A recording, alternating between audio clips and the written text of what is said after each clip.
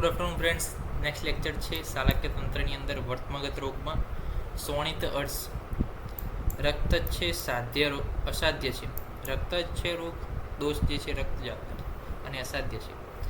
Definition શું કીધું છે? છિન્ના છિન્ના વિવર્ધ્યન્તે, એટલે કે એક્સરસાઇઝ કરીએ તો પાછી ફરતી વવે રીઅપિયર આફ્ટર ધ એક્સરસાઇઝ. વર્તમસ્થ મૃદુ અંકરા, એટલે કે સોફ્ટ અને ફ્લેસી ગ્રોથ જે છે આઈલિડ ઉપર, જેમ આપણે કાપીએ તો એક્સરસાઇઝ કરીએ એમ પાછો ફરીથી ઉગે, રિકરન્સ થાય.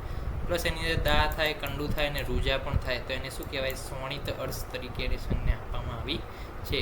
ટ્રીટમેન્ટ છે નહીં કોઈ, કારણ કે malignant tumour of the eyelid સાથે એને સરખાવવામાં આવી છે મોડર્નને. It has basal cell carcinoma usually seen in the elderly people.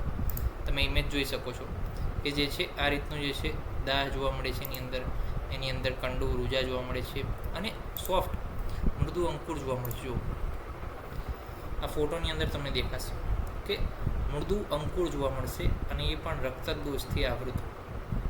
તમે જોઈ શકો છો આની અંદર કે આ મૃદુ જે છે અંકુર, એટલે કે એક ફૂલ્લી એ પ્રકારનું જે છે જોવા મળે છે. ઓકે, તો એને શું કહેવાય છે? શોણિત અર્શ. નેક્સ્ટ જોઈ લઈએ પક્ષમાં કોપ. વેરી આઈએમપી ટોપિક છે, તો આને આપણે જોઈશું નેક્સ્ટ લેક્ચરની અંદર, કારણ કે મોટો ટોપિક છે અને આઈએમપી છે, તો એને અલગથી આપણે જોઈશું. નેક્સ્ટ લેક્ચરમાં મળીશું. ત્યાં સુધી રજા આપશો. જય હિન્દ, જય ભારત, જય આયુર્વેદ, જય ધન્વંતરી.